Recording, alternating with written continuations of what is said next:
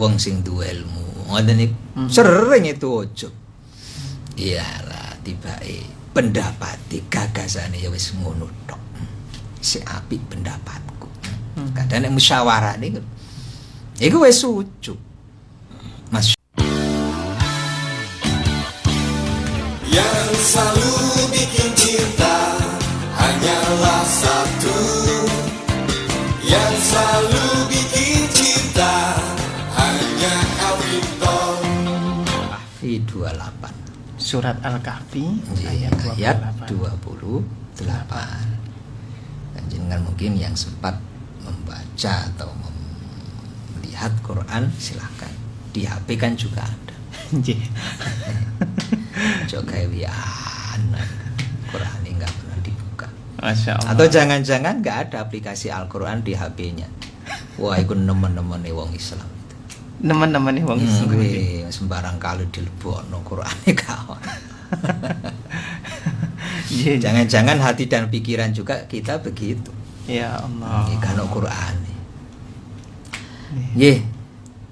Jadi pernah satu saat itu Rasulullah sedang duduk-duduk bersama beberapa para sahabat. Dan kebetulan saat itu sahabat yang sedang bersama Rasul itu sahabat sing melarat-melarat itu. Bajunya gelek ngoten niku. Kemudian mampu keringetnya ya gak enak. Iya. Ternyata keringetnya wong melarat karo wong sugih itu beda. Sing melarat itu ambune buadeg. Sing sugih itu biasanya rada wangi. Karena pakai minyak wangi mungkin kan begitu. Lah Rasul itu saat itu bersama dengan sahabat yang melarat-melarat itu. Termasuk sahabat Ibnu Mas'ud, sahabat Salman Al-Farisi, Ammar bin Yasir dan seterusnya. Nah, ketika Rasulullah duduk bersama para sahabat yang bahasanya miskin, melarat itu, kemudian datang seorang kafir Quraisy itu namanya Uyainah bin Hisn Al-Jazari. Ini tokoh dari suku Mudor. Suku Mudor. Beliau seorang kaya, seorang bangsawan. Ya, tokohnya orang kafir Quraisy dari suku itu. Nah, ketika menjumpai Rasul bersama para sahabatnya yang melarat itu, Uyainah ini bilang, "Wahai Muhammad, apa kamu nggak terganggu dengan bau badan keringat mereka? Dengan bau keringat badan mereka. Ambune gak enak. Ambune gak enak. Sebenarnya kami ini juga ingin masuk Islam itu kepingin.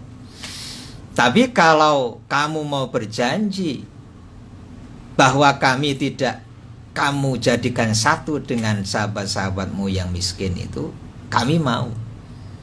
Karena kami ini tokoh suku kami. Kalau kami masuk Islam, tentu dari suku kami semuanya akan ikut masuk Islam. Tapi tolong kalau kami sudah masuk Islam, kamu pisah.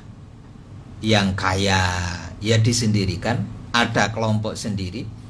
Yang miskin ya kamu sendirikan, ojo dicampur. Kan ngomongnya itu. Jangan dicampur. Kami ini gak kolu kalau kumpul dengan orang-orang yang miskin itu. Orang-orang yang fakir. Keringet itu ambune gak enak. Akhirnya Rasulullah mendengar itu tentu pertimbangan. Kalau saya menuruti, tentu banyak orang kafir Quraisy yang akan masuk Islam.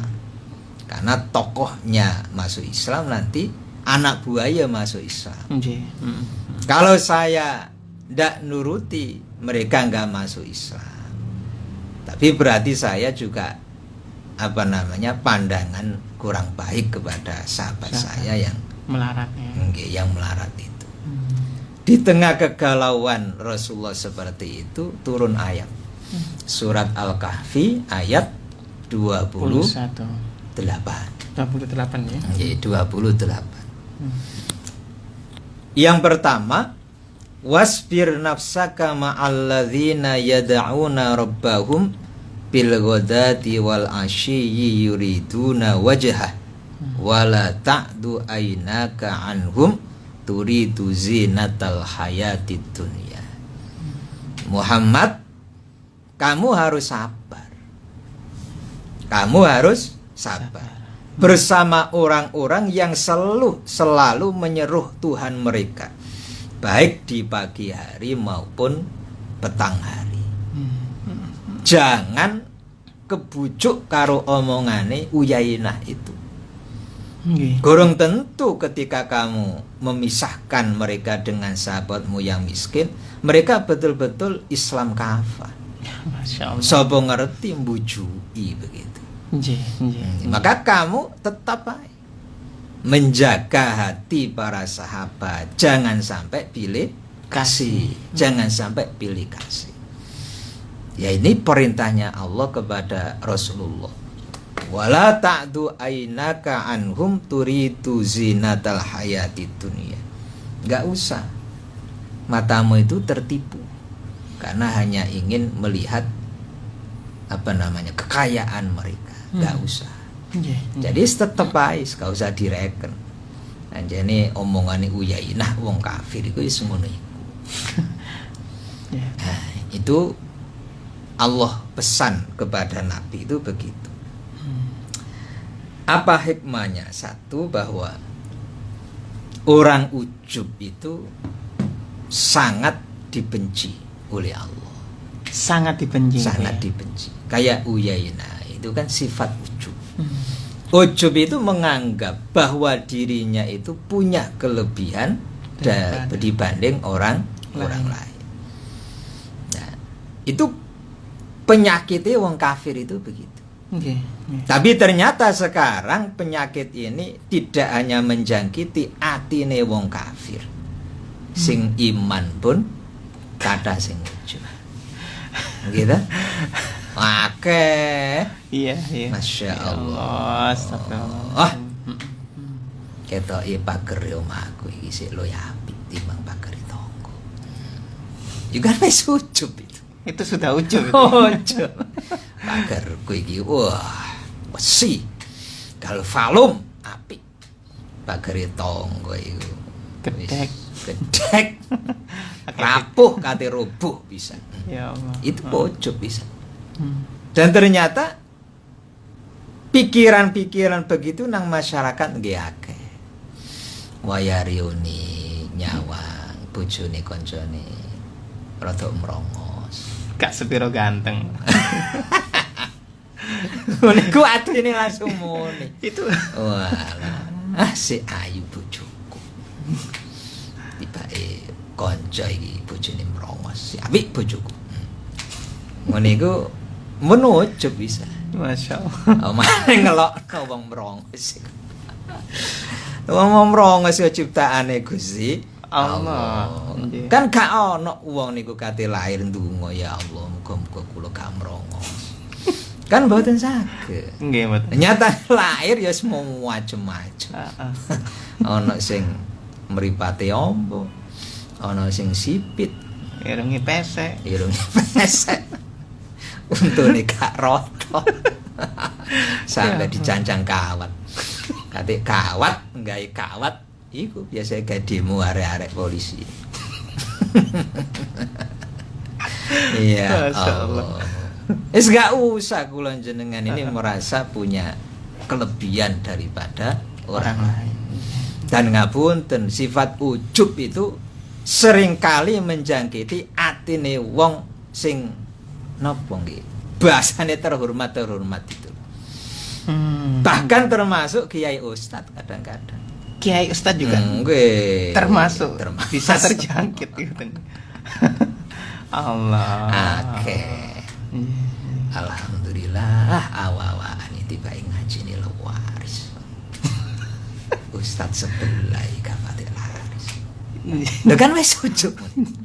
Ketok ya awak ini luwih barokah timbang kanca sebelah. Ya Allah. Kan sampun ujug. Nggih. Ujug niku. Walaupun enggak dilafatkan melalui ujug itu memang perasaan. Oh, iya. Jadi kagum terhadap dirinya sendiri. Ngoten. Ya Allah. Nggih. wong sing duwe ilmu. Ngoten niku sering itu ujub. Iyalah tibake pendapati gagasane ya wis ngono tok. Si apik pendapatku. Kadang nek musyawarah niku iku wis ujub. Masya Allah. Oh, dan ujub itu merusak. Nggih, merusak amal, nggih merusak martabat awake dhewe. Mungkin di mata manusia ia orang kaya ketok mulya. Di mata manusia ia orang yang berilmu ketok mulya. Tapi dipandang oleh Allah gak ono regane. Ya. Awakmu lahir ae tok ketok duwe duit, tapi hatimu bosok. Enggak punya harga diri di mata Allah loh. Masya Allah. Termasuk sing kati maju-maju caleg. Itu jangan sampai merasa sampeyan luwih hebat timbangi calon liyane. Misale dadi yang ngentekno dhuwit rakyat. Sebab gak diridani Gusti Allah. Ya wis sing jujur mawon lah. Terutama sing maju gak patek duwe bondo. Iku sing jujur ae. Ya Allah Gusti, kula nyalek. Kula niat golek pendamelan Gusti. Golek penggawean ya wangil sakniki. Kula tak nyalek mawon ben dadi wong sugih. Sing jujur ngoten mawon. Gak usah gembor-gembor kate mau wedhit-medhit. Pilih saya. Kalau saya jadi masyarakat makmur. Iya mangan murik. Wis biasa mawon. Ya Allah. Tidak usah menyombongkan kepandaiannya.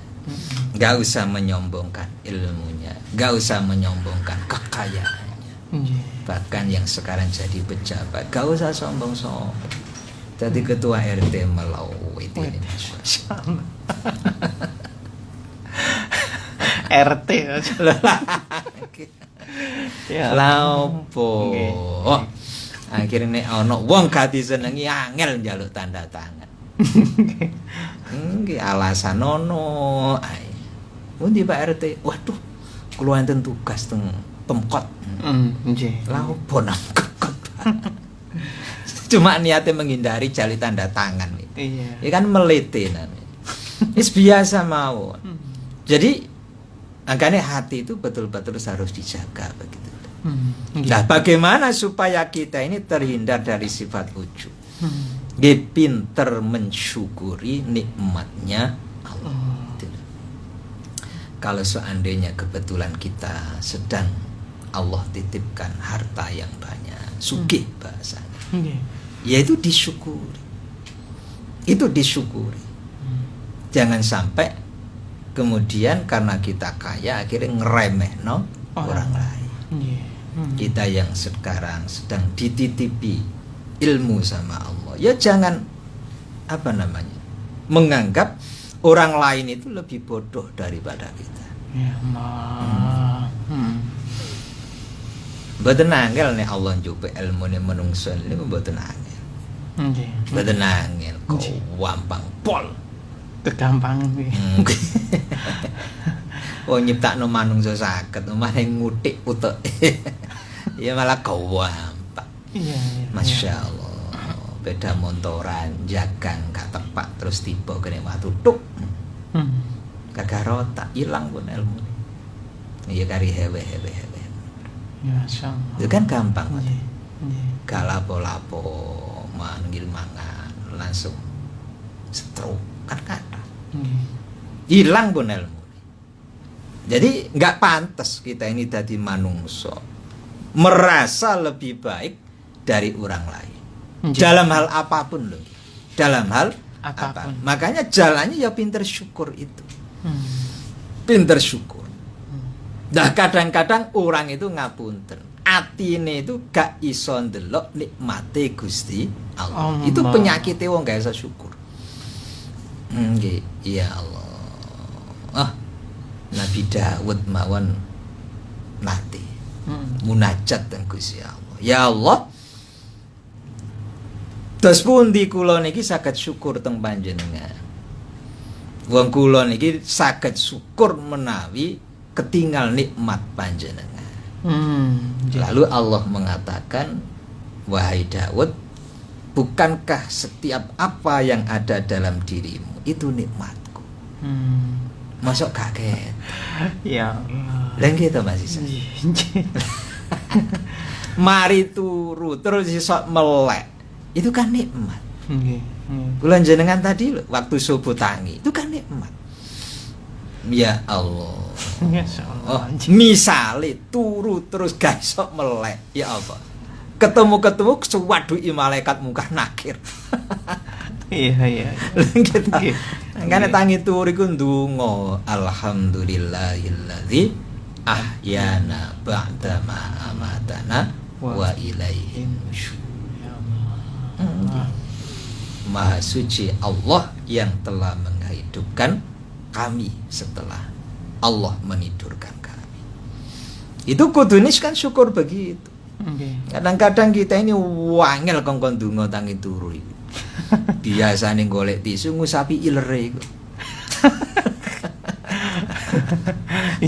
Oh ilere sak bantal.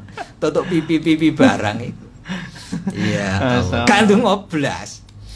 Langsung raut terus mangan sarapan. Ya Allah. Jadi Nabi Daud diingatkan sama Allah. Loh bukankah apa yang ada dalam dirimu itu nikmatku? Masuk kaget. Dan itu harusnya jadi wasilah mensyukuri nikmatnya Allah. Kula jenengan tangani si utuh itu nikmat. Misalnya dijupuk siji mawon. Wah. Sing ganteng gak ketok ganteng. Gak sida ganteng. Gak sida kawin. Sing dirabi lho gak gelem. Nggih. Misale wong wedok ayu terus dijupuk irungi karo Gusti Allah. Grobong misale. Dimbungno karo Allah nang aspal, bapras irungi. Gak payu. Gitu.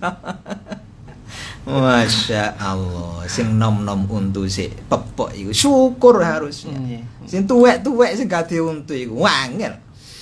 Tukono sate sing enak, angel. Muter tok nang cangkem. Wong gak iso ngunyah. Dilek keseretan. Lho kan angel. Lho kula njenengan golek nikmat sing ya apa maneh. Ngoten lho. Jadi nikmat sing ana nang awak ini ki disyukuri. Ya Allah.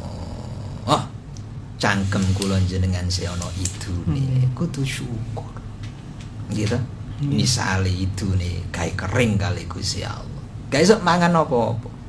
Ngelak sembarang kalir mboten saged. Nggih. Ya Allah. Lho ngono kadang-kadang wong gak ketok nikmate Gusti Allah. Sebab ya iku mau mindset-e kleru. Yang dianggap nikmat itu barang sing ketok yang diingini. Nggih. Tapi sing nemplek nang awak niki dianggap dudu nikmate Gusti Allah. Ya Allah. Kula jenengan sing normal, sing waras, tasih saged nyandang. Kudu syukur. Alhamdulillah ya Allah, tasih saged suwalan. Lho misale gawe suwalan gak duwe celana. Ya apa? Isine kondal gandul nang dalan. Lha men kula gak disyukur. Iya. Karepe nikmat iku ya mobil. Karepe nikmat niku nggih omah. Nikmat iki bojo sing ayu. Lho bojo ayu ora gate akeh. Nah aku sampean gaji sak wulan sak juta njaluk bojo ayu. Diluk ae dipegat karo sing wedok. Sing ngono niki disyukuri. Disyukuri supaya rasa ujube niku saged ilang. Nah, itu pesan Allah kepada Kanjeng Nabi. Pada Kanjeng Nabi. Nah, yang kedua, lanjutan ayat itu wala tuti man aghfalna qalbahu an dzikrina wattaba'a hawahu wa kana amruhu furuta. Jangan kamu mengikuti orang yang hatinya kami lalaikan. Ya Uyainah itu. Itu hatinya dilalaikan oleh Allah. An-dzikrina, dari menyebut kami, zikir kepada kami. Tak kenal Gusti Allah. Ya Allah. Lah pesan ini kan asalnya untuk orang kafir. Nggih. Tapi ternyata banyak wong Islam, wong iman itu sing atine lalai dari zikir nang Gusti. Gusti Allah. Lho mukmin lho gak kenal karo Gusti Allah. Nggih. Sholat aras-arasan. Kadang sholat, tapi nggak ada implikasi positif dari ibadah sholat yang dilakukan. Nggih. Ya sholat tapi jowah hati puancet.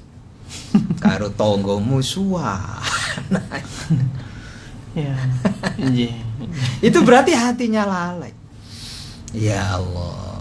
Dan Allah di sini ngapunten memakai bahasa itu aghfalna qalba. Wah. Kami yang melalaikan hatinya. Artinya seandainya mungkin ada orang yang tidak mau melaksanakan sholat, bisa jadi duduk atine wong iku sing gak gelem sholat. Tapi Allah gak gelem wong iku eling nang Gusti Allah, Masya Allah. Saking nemeni oleh ngelakoni maksiat, atine dikunci sama Allah. Jangan sampai atine itu eling maneh nang Gusti Allah, dilalaikan sama Allah. Ya Allah. Dene kaya ngono ya apa? Masya Allah.